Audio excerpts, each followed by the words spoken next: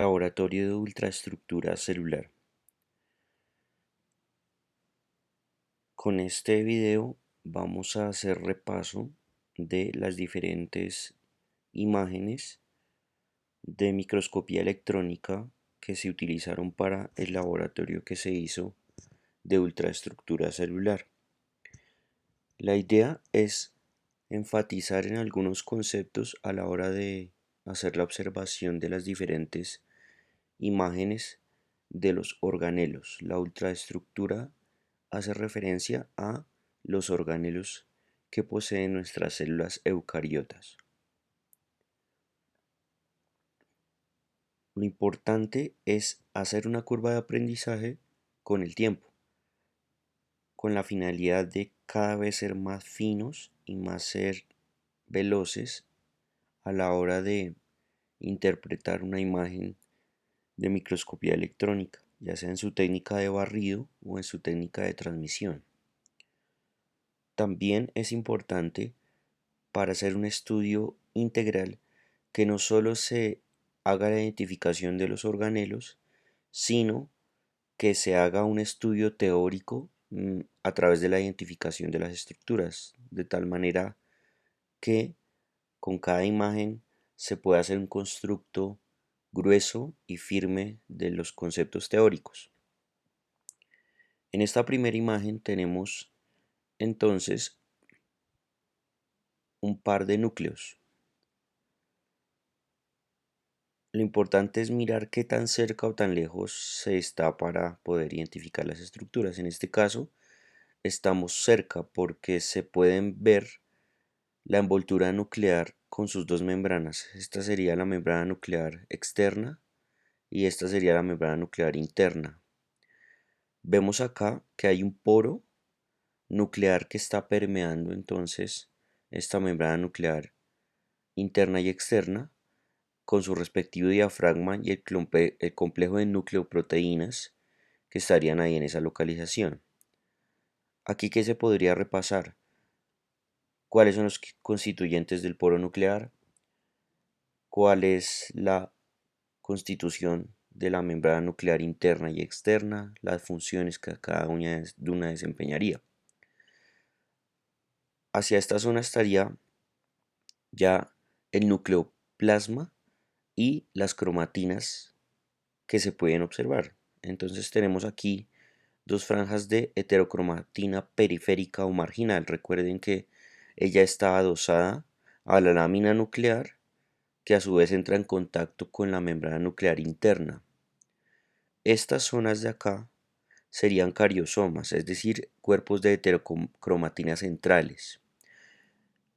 El resto sería eucromatina y nucleoplasma. Aquí en la zona externa del núcleo vemos una mitocondria. ¿Por qué la podemos identificar? Si ustedes son cuidadosos, se ven dos membranas y aquí en la zona central se ve una cresta. Estas estructuras puntiformes, recuérdenlo, son ribosomas.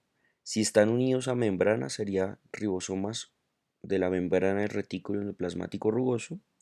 Si se encuentran en cúmulos citoplasmáticos no asociados a membrana, serían ribosomas libres o polirribosomas cuando son un gran grupo. Aquí también estamos en la misma situación. Tenemos entonces un gran acercamiento sobre la membrana nuclear. Aquí alcanzamos a ver entonces la membrana nuclear interna y externa, un poro nuclear y zonas de eucromatina, las zonas blancas, llamamos a esto electrolúcido, y las zonas de heterocromatina, las llamamos electrodensas, electrolúcido blanco, electrodenso negro. Entonces habría heterocromatina periférica, cariosomas en la zona central, y si vamos hacia afuera vemos un grupo de polirribosomas, y esto también es importante, la identificación de las vesículas de transporte. Tienen membrana, pueden estar localizadas en cualquier parte del citoplasma y pueden estar participando de la vía de transporte entre organelos, en la vía de transporte de endocitosis, en la vía de transporte de exocitosis, no sabríamos identificar la dirección de estas vesículas, ya que esto es una fotografía que se toma en un momento determinado, pero sí podríamos estudiar las vías de transporte de esas vesículas. En esta segunda imagen entonces vemos varias células. ¿Qué podríamos intentar hacer en cada una de ellas? Identificar los organelos que se pudieran ver. Si tomamos esta célula central, podríamos ver la membrana celular, que seguiríamos este contorno. Podríamos verle pseudópodos a esa membrana. Podríamos estudiar para qué sirve un pseudópodo. Los pseudópodos pueden ser utilizados para el movimiento de la célula, para los procesos que tienen que ver con endocitosis, principalmente la macropinocitosis y la fagocitosis. Vemos el núcleo y en el núcleo podemos sacar entonces partido. Vemos el borde, que sería la envoltura nuclear con sus dos respectivas membranas interna y externa. Vemos heterocromatina marginal o periférica. Vemos cariosomas y eucromatina. No podemos visualizar aquí el nucleolo porque el corte no cayó en la zona donde éste estaba. Con respecto a organelos que podemos observar, aquí tenemos un par de mitocondrias. Ya dijimos que tienen dos membranas y las crestas, que eso es algo importante a la hora de localizarlas. Miren, aquí también hay un par. Esta no es muy clara, pero es una mitocondria. Vemos también, por ejemplo, este peroxisoma. Los peroxisomas son de fácil confusión con los lisosomas. La diferencia entre los dos es el grado de densidad. Los peroxisomas son totalmente electrodensos. Los lisosomas tienen electrodensidad, pero también electrolucidez. En escalas de grises también se pueden ver entonces los lisosomas, como es este caso, que está acá, tiene membrana y vemos una escala de grises acá, incluso algo en su interior. Acuérdense que él se encarga de degradar también componentes intracelulares o que vengan de endocitosis. En esta zona de acá, si ustedes ven, hay un par de cisternas que tienen forma de media luna.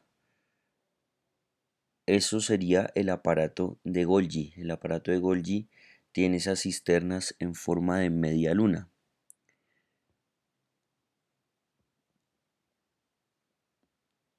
Eso es lo que se podría ver en esta célula.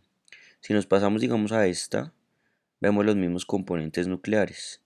Las membranas, la envoltura nuclear, la heterocromatina periférica o marginal, un par de cariosomas y eucromatina.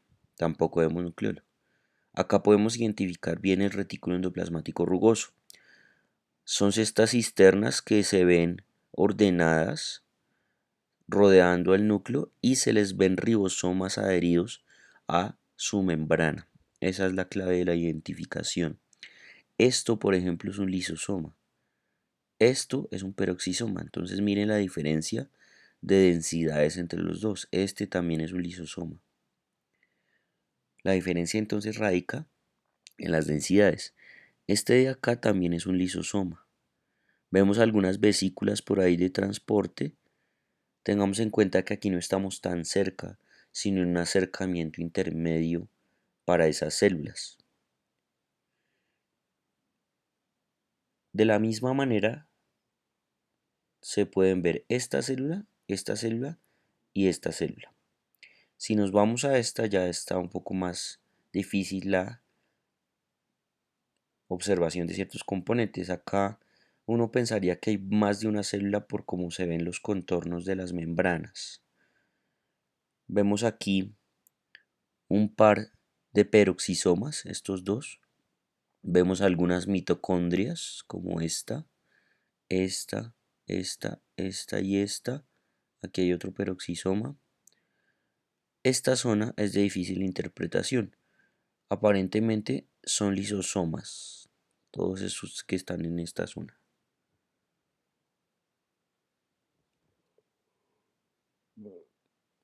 Esta microscopía electrónica de transmisión está muy enfocada en el núcleo.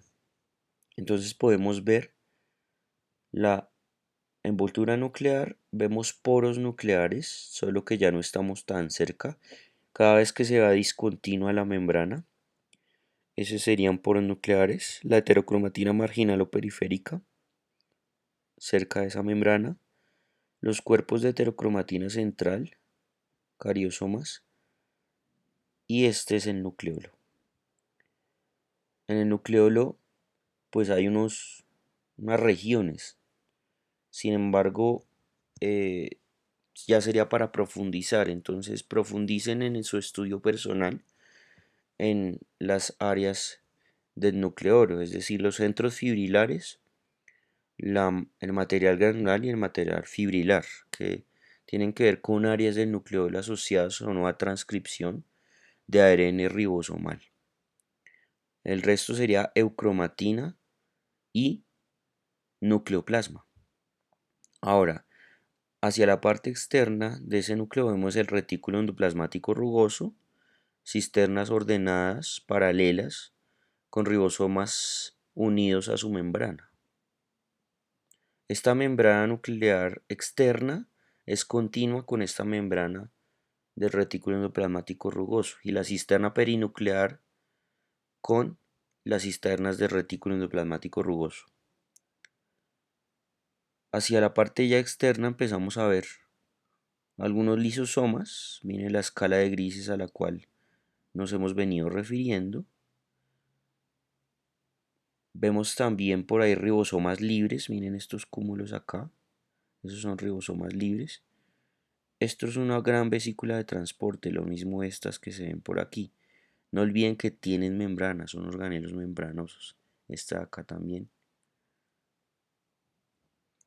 Aquí podemos ver el concepto de la bicapa lipídica en las membranas biológicas de las células, que podemos entonces ver aquí las dos capas de fosfolípidos. Entonces esta sería una de las capas, primera doble línea, y esta sería la segunda de las capas, segunda doble línea. Cuando vemos la membrana de cualquier organelo podemos hacer el repaso de todos los elementos teóricos asociados. Entonces primero el modelo de mosaico fluido modificado, en qué consiste, cuáles son los componentes de ese mosaico fluido modificado, el concepto de balsas lipídicas planas o caveolares. Podemos hablar de los mecanismos de transporte a través de esa membrana, la difusión simple, la difusión facilitada, el transporte activo, ese transporte pasivo. También podemos estudiar cuáles son los procesos de endocitosis y exocitosis a través de esta membrana, cuáles son los elementos básicos de la cascada de señalización al llegar una molécula ligando a una proteína receptora, el concepto de proteína integral, de proteína periférica. Todo eso lo podemos hacer en esta imagen basándonos en lo que estamos viendo. Ahora, cualquiera de estos dos extremos puede ser el lado intracelular o extracelular. Difícil saberlo. Lo más viable para saber que estuviéramos en el lado citoplasmático de esa membrana sería la presencia de organelos, pero acá está difícil porque los dos lados son muy similares. Uno intuiría de pronto que esto pudiera ser ribosomas libres, pero no le queda a uno muy claro porque los ribosomas libres tampoco suelen estar tan cercanos a la membrana plasmática. Entonces, podríamos indiferentemente tomar que este es el lado extracelular o citoplasmático y este igualmente. Aquí también vemos varias cosas. Entonces empezamos por el núcleo. Aquí tenemos el nucleolo y miren que aquí se ven las zonas que estábamos mencionando anteriormente. Las zonas claras serían los centros fibrilares donde se encuentra el ADN que codifica para el ARN ribosomal. Rodeando estaría el material granular y el resto sería material fibrilar. Luego tenemos eucromatina en diferentes zonas cariosomas, todas esas franjas de cromatina densa central, y la heterocromatina marginal o periférica. Vemos perfectamente la lámina nuclear, que sería ese borde interno de la membrana nuclear interna. Vemos la membrana nuclear interna y externa, es decir, la envoltura nuclear y los poros nucleares. Acuérdense de ser muy finos a la hora de decir la estructura, si tiene un nombre compuesto, como por ejemplo membrana nuclear externa, poro nuclear, colocar todas esas palabras que componen la estructura, no dejarla incompleta. También vemos acá el retículo endoplasmático rugoso, que está íntimamente asociado con la membrana nuclear externa. No son muy claros los ribosomas, pero se ven puntos negros en la superficie de esas cisternas. Vemos un par de lisosomas, miren la densidad acá mixta, hay electrodensidad y electrolucidez, igual que en esta, pero en estas dos y en esta que está acá y esta de acá, uno tendería a irse por ansiedad con que eso es un lisosoma, pero realmente son mitocondrias. Si ustedes miran y son cuidadosos, se alcanzan a ver una serie de crestas mitocondriales en estas dos. Esta sería la más difícil de identificar, pero hay que tener cuidado a la hora de observar, ser un poco cuidadosos. Miren vesículas de transporte, son estas por acá que se ven pequeñas. Este de acá puede ser un peroxisoma y ya, esto es lo que podemos ver en esta imagen. En esta, entonces tenemos dos células, esta que está acá es una y aquí hay un trozo de otra. Entonces partimos de la membrana, aquí podemos ver la membrana, aquí hay un pseudópodo, aquí también ya hay otro, pero ya hizo el proceso de endocitosis. Se cerró ya el poro, el pseudópodo, y aquí tenemos un par de vesículas incluidas. No olvidar entonces que los pseudópodos ayudan en los procesos de endocitosis en algunos de los casos. ¿Qué vemos también acá? Hay algunas cabeolas. Miren acá cómo hay una invaginación de la membrana. Aquí también forma una especie de cueva. Eso lo llamamos cabeolas. Tiene que ver con las balsas lipídicas de tipo cabeolar. Todo esto son repliegues de membrana. Acuérdense que la membrana no es una línea continua, sino puede hacer repliegues tanto hacia adentro como hacia afuera de la célula para aumentar su superficie y cumplir una labor determinada. Y aquí lo que vemos abundantemente son mitocondrias. Cuando se estudia mitocondria, ¿qué se debe tener presente? Las diferentes formas que tienen las mitocondrias. Hay mitocondrias esféricas, mitocondrias elipsoides, mitocondrias que son alargadas, bastoniformes. Hay diferentes tipos de forma mitocondrial. Lo otro que se debe estudiar es las partes mitocondriales. Entonces, con esta cualquiera se puede tomar para hacer el estudio. Entonces, hay dos membranas, en algunas no es muy claro por la cercanía, pero sí se ven las crestas mitocondriales, la matriz mitocondrial y algunos cuerpos densos que hay en las mitocondrias. Ahí que podemos estudiar también qué hace cada parte, qué hace la membrana mitocondrial externa, qué hace la membrana mitocondrial interna, en qué consisten esas densidades mitocondriales o cuerpos mitocondriales, qué proceso ocurre en las crestas mitocondriales, qué proceso ocurre en la matriz mitocondrial para hacer grueso nuestro estudio, porque identificar mitocondrias no es difícil. Vemos por acá también algunas vesículas en el citoplasma, algunos ribosomas libres que hay en esa superficie citoplasmática. Siempre que haya un organelo, estudien la teoría. Aquí vemos un par de microscopías electrónicas de transmisión para mostrar procesos de endocitosis a nivel de la membrana. Entonces en cada una vemos cómo se está formando un pseudópodo. En los pseudópodos, que es importante que tengamos teóricamente hablando, qué parte del citoesqueleto está asociada a su formación.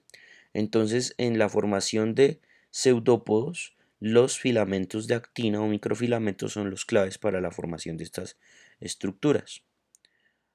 El pseudópodo debe hacer un desplazamiento para ir englobando lo que se va a endocitar. Entonces miren acá el proceso de endocitosis. Vemos aquí ya que se está formando la vesícula. Miren aquí también ya hay formación de vesícula y se ven los componentes en su interior. Aquí también está sucediendo esto. Entonces acá podemos estudiar la endocitosis. ¿Cuáles son los tipos de endocitosis? ¿Cómo se desempeña cada uno? ¿Qué introduce ese proceso de endocitosis en la célula? También vemos algunas prolongaciones no propiamente de endocitosis, sino de movimiento celular que se llaman los lamelipodios. Los lamelipodios tienen que ver con la formación de prolongaciones para el movimiento celular. Ellos están hechos tanto de actina como de microtúbulos, porque están asociándose a movimiento y el movimiento lo hace en conjunto entre los microtúbulos y los filamentos de actina.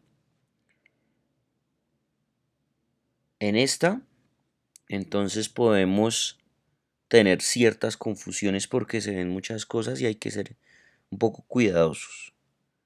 ¿De qué premisa partiríamos? Que en esta zona de acá está el núcleo. ¿Por qué lo identificamos? Por ser el más grande de todos los organelos. Y adicionalmente por las cromatinas. Aquí hay heterocromatina marginal y hay un par de cariosomas y eucromatina. Entonces de ahí hacia afuera podemos ir identificando estructuras. Vemos muchas vesículas de transporte, es muy cierto. Entonces todas estas que están con densidad electrolúcida son vesículas de transporte. Vemos que aquí hay una gran cantidad de vesículas de transporte. También podemos ver lisosomas. Acuérdense del juego de densidades mixtas, como este, como este, como este.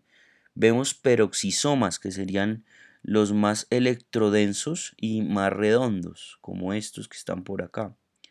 Vemos también mitocondrias. Entonces, ¿cuál sería la clave para mitocondria? Miren estas dos de acá, se les alcanzan a ver las crestas mitocondriales.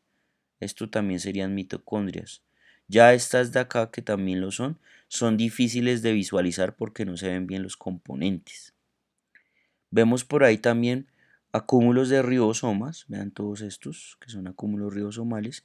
Y lo que quiero mostrarles es, por ejemplo, estas zonas se llaman las rosetas de glucógeno.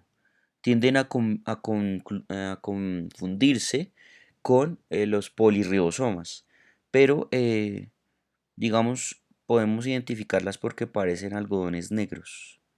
Son rosetas de glucógeno. Eso sería lo que básicamente pudiéramos observar en esta. Aquí tenemos unas microvellosidades. Esto es típico de las células epiteliales que absorben. Y vemos la membrana cómo hace esa formación de evaginaciones e invaginaciones propias de las microvellosidades. Y esto está compuesto por citoesqueleto de filamentos de actina. Aquí esta zona se llama el glucocáliz, que es una cubierta de glucoproteínas asociada a las microvellosidades que les ayudan en el proceso de absorción.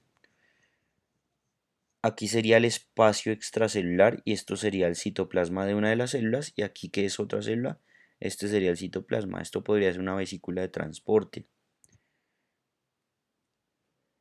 Aquí vemos un cilio y los cilios nos ayudan para estudiar lo que llamamos microtúbulos, componentes del citoesqueleto.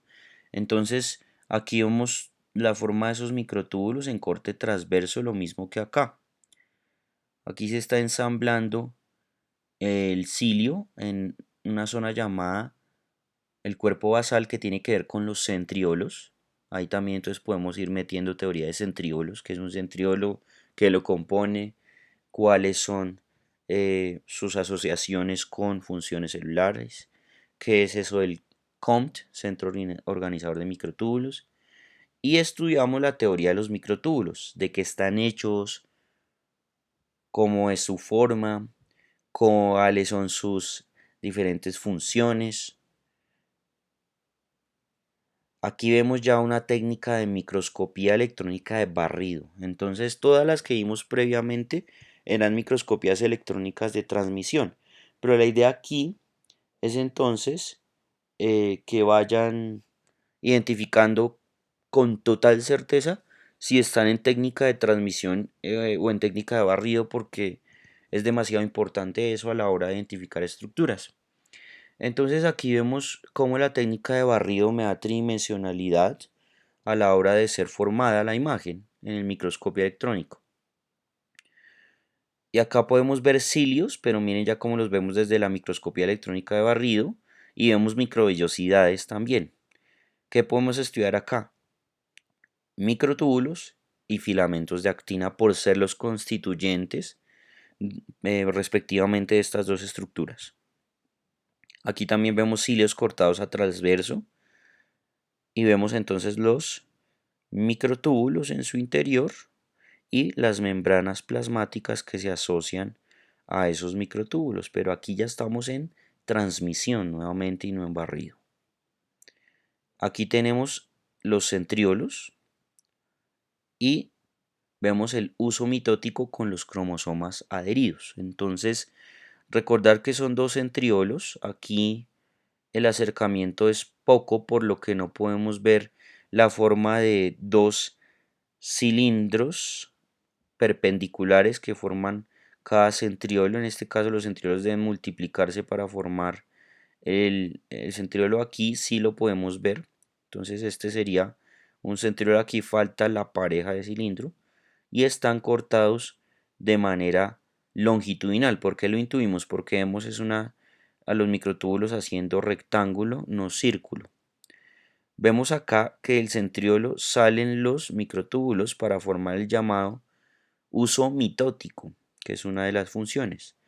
Y dentro de ese uso mitótico se están movilizando los cromosomas. Estos serían eh, heterocromatinas que se están cada vez condensando más para luego formar los cromosomas, que si ustedes recuerdan es el nivel de plegamiento mayor del ADN.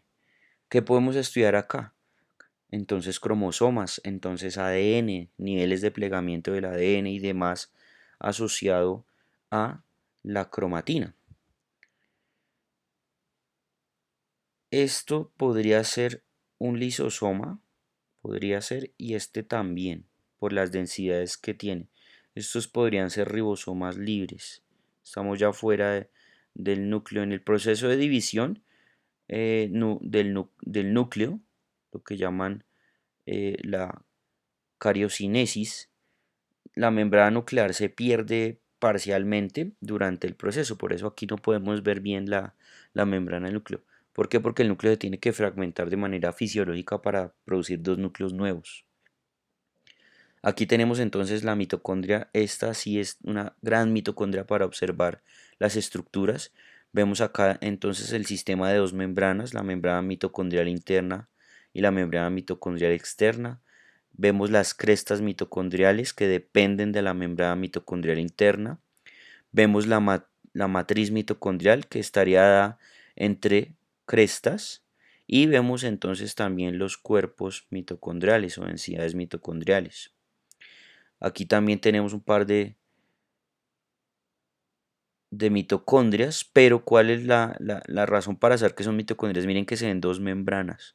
Uno dirá intuitivamente que estos son vesículas de transporte, pero vuelvo, insisto, que hay que ser muy cuidadosos con la observación. Y a esto se le ven dos membranas, por lo tanto no pueden ser vesículas de transporte, dado que las vesículas solo tienen una membrana. Esta sí podría ser una vesícula de transporte. Y vemos también por ahí cúmulos de ribosomas libres o polirribosomas. Aquí de la misma forma estamos viendo dos mitocondrias, se ven perfectamente sus diferentes constituyentes. Vemos en la parte exterior a ellas ya un cúmulo de ribosomas y polirribosomas. Aquí aparentemente hay una vesícula de transporte y esta zona de acá es muy difícil de analizar. ¿Qué podríamos pensar? Por la densidad que pudiera ser de pronto un lisosoma, aunque la membrana no es muy clara, pero si uno compara esto con las zonas internas de las mitocondrias, que si tenemos vistas, podría ser otra mitocondria, pero no es muy claro el corte. Aquí vemos también perfectamente la mitocondria con todos sus componentes. Estudien uno por uno lo que se puede ver ahí de la mitocondria. Y vemos en el exterior cisternas de retículo endoplasmático rugoso. ¿Por qué sabemos qué es?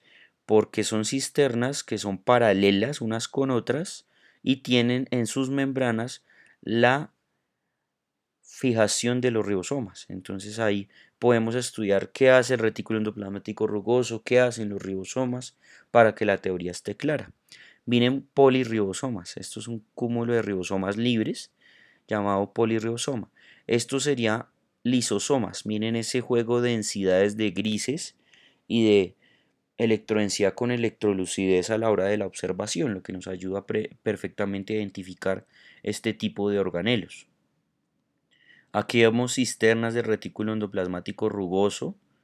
Vemos también vesículas de transporte, todas estas. Aquí ustedes se pueden estudiar, por ejemplo, el transporte entre el retículo endoplasmático rugoso y el aparato de Golgi. ¿Qué es eso de coatómeros? ¿Qué es COP1? ¿Qué es COP2? ¿Qué es el transporte retrógrado? ¿Qué es el transporte anterógrado? Que eso nutre mucho más la observación de esta imagen. Aquí podemos ver una mitocondria y vemos también ribosomas libres por ahí en algunas locaciones como estas. Aquí el retículo endoplasmático rugoso, quizá uno de los organelos de más fácil visualización por parte de un estudiante. Nuevamente insistir en estudiar la teoría y no solamente quedarse con la identificación de las estructuras en la imagen. Acá en estas dos tenemos lisosomas en esta zona. Vemos también mitocondrias aquí, diferentes formas. Aquí queda difícil saber qué es esto. Vemos un sistema de membrana, pero no se ve muy claro el interior. Podría ser otra mitocondria por la forma de densidades que tienen como similares las estructuras. Vemos también multiplicidad de vesículas de transporte. Vemos también ribosomas libres, por ejemplo estos, todas estas zonitas.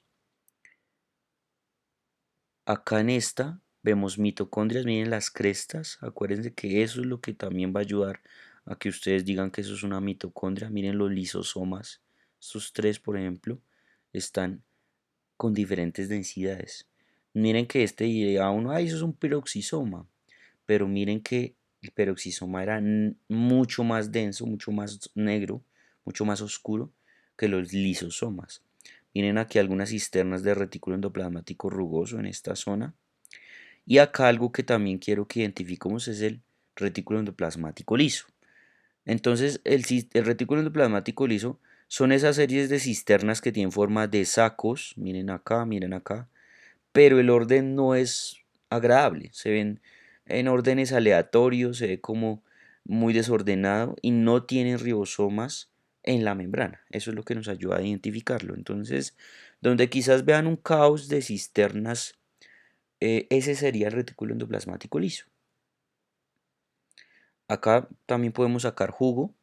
Vemos el núcleo. Aquí identifiquen todo lo que puedan. Las cromatinas, las membranas, los poros, lisosomas, mitocondrias. Miren que aquí tenemos que una mitocondria se puede dividir. Los organelos se pueden dividir. Eso pasa. Hay unos organelos que tienen el poder de división para su renovación. Y miren esto. Las cisternas desordenadas. Todo esto que uno dice, pero ¿qué esto qué puede ser? Cuando uno le sale una estructura así que uno dice, ¿esto qué puede ser? Es que está muy confuso. Suele ser el retículo endoplasmático liso. Aquí hay una cisterna de retículo endoplasmático rugoso. Miren la diferencia entre ser una cisterna de tipo lineal a ser una cisterna de tipo sacular, es decir, formando sacos, túbulos. Es muchísimo más complejo. Aquí también vemos varias cosas. Lo que sería de fácil identificación son las mitocondrias porque se les ven las crestas y son varias. Miren todas estas. Esta también. Estas serían cisternas de retículo endoplasmático rugoso. Vuelvo, insisto, miren lo paralelas y la adhesión de ribosomas a su membrana. Vemos también ribosomas libres, miren. Vesículas de transporte. Y aquí lo que también hagamos hincapié es en el retículo liso, que sería este de acá, miren las cisternas ahí en desorden, y este de acá, que es el aparato de Golgi. El aparato de Golgi se ve en forma de media luna, ya lo había dicho ahorita, y tiene esas cisternas paralelas. Y aquí podemos hacer el ejercicio de la clasificación de las cisternas cis-Golgi, cisternas intermedias del Golgi y cisternas trans-Golgi. Y recuerden cómo lo hacemos, a través de el retículo endoplasmático rugoso. Entonces, una vez localizado el Golgi y el retículo endoplasmático rugoso, lo que debemos hacer es mirar cuáles cisternas están más cercanas o más lejanas al retículo endoplasmático rugoso. Entonces, si está el retículo acá, estas cisternas serían las más cercanas. Por lo tanto, esta sería la cara cis-Golgi. Esta sería la cara trans-Golgi y esta zona serían las cisternas intermedias. No es difícil polarizar un aparato de Golgi. Acá vemos entonces unas células que se llaman adipocitos porque contienen grandes gotas de lípido en su interior. Entonces estas son gotas de lípido, así se ven en microscopio electrónico. Se, se- Aquí se hace preparación con metales pesados y algunos de esos metales son captados mucho por los lípidos. Entonces forman estas estructuras que son las gotas de lípido, son supremamente redondas a la hora de observarlas. Uno creería que tienen membrana, pero no. Se forman así por el concepto de mezclar agua con aceite. Si ustedes recuerdan, cuando uno lo hace, el aceite forma estructuras totalmente circunferenciales dentro del agua. Pasa lo mismo con las gotas de lípido. Aquí alcanzamos a ver entonces la membrana de esas células. Vemos aquí un par de lisosomas. Este podría ser una mitocondria. Sin embargo, también hoy día podría ser un lisosoma si no estaríamos equivocados. Acá vemos algunas vesículas de transporte que están dentro de esas células. Aquí también hay otra. Entonces no olviden que alguien podría confundir una gota de lípido con un organelo membranoso, pero no tienen membrana. Acá tenemos el aparato de Golgi. Si ustedes son juiciosos, se alcanzan a ver aquí cisternas de retículo rugoso. Quiere decir que esta es la cara cis-Golgi, estas son las cisternas intermedias y esta sería la cara trans-Golgi. Esto podría ser una mitocondria. Aquí pensaríamos que esto es una cresta. Esto sería un lisosoma por sus densidades, este también. Y por ahí vemos un par de vesículas de transporte. Miren, todas estas. Acá tenemos lisosomas, tenemos el Golgi, miren aquí las cisternas de Golgi. Lo que no es claro es dónde está el retículo rugoso, de manera que no podemos aquí polarizar fácilmente porque no tenemos una referencia. Aquí hay ribosomas libres y por ahí también hay vesículas de transporte. Aquí podemos ver filamentos, entonces los filamentos deben ser vistos a grandes aumentos, porque a bajo aumento no se pueden observar. Entonces, en filamentos, ¿qué les pediría? Que repasen los componentes del citoesqueleto, principalmente ya que los estamos viendo acá, los filamentos intermedios y los filamentos de actina, para hacer un constructo sólido de cómo están hechos y cuáles son sus funciones específicas. Acá vemos mitocondrias, miren las crestas, acá también esta es una mitocondria, y lo que estamos viendo aquí son las rosetas de glucógeno. Las rosetas de glucógeno. Entonces recuerden que parecen como algodones negros. Entonces son acúmulos de glucosa en una molécula que se llama glucógeno y los podemos encontrar ahí como inclusiones citoplasmáticas. También podemos ver algunas vesículas de transporte. No olviden que deben tener membrana para así llamar las vesículas de transporte. Aquí vemos también filamentos. Estos estudiaremos en músculo algo que se llama la sarcómera, que es la unidad contráctil de los músculos, de tipo estriado. Entonces, esas sarcómeras están hechas de filamentos de actina y otros que se llaman los filamentos gruesos o filamentos de miosina. Entonces, los filamentos de actina están en esta zona de acá, estos que se ven aquí, lo mismo acá. Ya esta zona central tienes los que llaman filamentos de miosina, los filamentos gruesos. Entonces, acá, en estas sarcómeras, lo que pueden estudiar es filamentos de actina. Aquí Tenemos una mitocondria con sus diferentes constituyentes, se ven muy bien las dos membranas. Vemos el retículo endoplasmático rugoso, miren las cisternas con ribosomas adosados. Y vemos el complejo del aparato de Golgi. Aquí ya un poquito más difícil su análisis, pero yo diría que lo más fácil para identificar acá es la forma de media luna de las cisternas que están ordenadas y en vecindad del retículo rugoso. Si tomamos estas cisternas del retículo rugoso, entonces nos vamos hacia acá. Esta sería la cara cis-Golgi, esta sería la cara trans-Golgi y esta serían las cisternas intermedias. Vemos cómo llegan y salen del retículo, del complejo de Golgi del retículo rugoso las vesículas. Entonces ahí pueden estudiar el transporte retrógrado o anterógrado a través de las vesículas COP, que serían todas estas que están acá, y la exocitosis, que también se asocia al aparato de Golgi. Aquí también vemos filamentos intermedios que se localizan en diferentes células. Entonces los invito aquí a que revisen cuáles son los filamentos intermedios, cuáles son las clases, para qué sirven los filamentos intermedios. Aquí tenemos entonces el núcleo con todos sus componentes. Vemos lisosomas también en esta zona. Y aquí lo que más llama es la inclusión llamada cristales. Esto es una célula de Leydig y junto con las células de Sertoli son las únicas en el cuerpo de humanos, es decir, solo para varones, que tienen cristales. ¿Por qué solo para varones? Porque están en testículos. No hay en los ovarios ni ninguna célula de las mujeres este tipo de cristales. Entonces tienen forma como rectangular o también forma en ocasiones como de un trapecio. Son electrodensos y se encuentran en cúmulos en el citoplasma. Esos se llaman cristales de inclusión o simplemente cristales. Aquí vemos microtúbulos nuevamente, entonces acá los tenemos eh, a nivel del citoplasma y aquí los vemos también en el citoplasma pero de los cilios. Aquí en esta zona están mostrando la bicapa lipídica para que también la estudien ahí. Este sería el aparato de Golgi, miren vesículas de tipo COP. Vemos acá en esta zona, estos serían los centriolos, tan difíciles de identificar, pero estos son microtúbulos que ahí, si ustedes recuerdan la teoría, se arman en forma de tripletas, pero este, aceptémoslo, está difícil de identificar. Vesículas de transporte y vemos por ahí ribosomas libres en la superficie. Aquí entonces tenemos los centriolos ya muy bien. No olvidar que el centriolo son dos estructuras en forma de cilindros. Aquí se ven cuatro, pero es que este debe estar en proceso de división celular la célula, entonces en ese sentido el centriolo se tiene que multiplicar por 2. Pero, ¿cuál es la base para entender esto?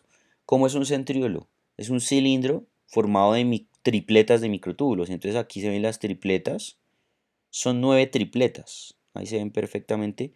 Y otra cosa que deben recordar acá, si está en corte transverso o en corte longitudinal dicha estructura. Entonces en este caso tenemos un corte longitudinal para estos y transverso para este.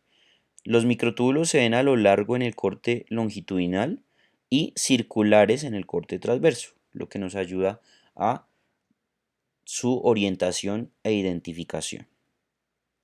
Estudiar acá todo lo que hace referencia a los centriolos y a los centros organizadores de microtúbulo. Aquí tenemos entonces algo muy interesante y es cómo un lisosoma está incluyendo unas mitocondrias en su interior para degradarlas. O sea, aquí estamos viendo una autofagia. Repasar aquí todo lo que tiene que ver con la autofagia y sus mecanismos. Aquí tenemos un lisosoma, miren las densidades, este también podría ser un lisosoma, aunque por la densidad podría también ser otra mitocondria. Miren acá cúmulos de glucógeno, eso sería rosetas de glucógeno. Acá que tenemos, miren un lisosoma. Este está bien bonito porque se lee bien la membrana y las densidades. Estos serían vesículas de transporte, todas esas que ven. Por ahí también se ven cúmulos de ribosomas libres y polirribosomas. Esta podría ser una mitocondria, la que está aquí a la derecha. Y esta de acá también, ¿por qué lo digo? Porque se les ven las dos membranas ahí claramente. Aquí finalizamos entonces la retroalimentación de las imágenes que se debieron haber visualizado en el laboratorio. Recordarles el estudio independiente de todas estas imágenes y compartir las dudas con sus compañeros y docente.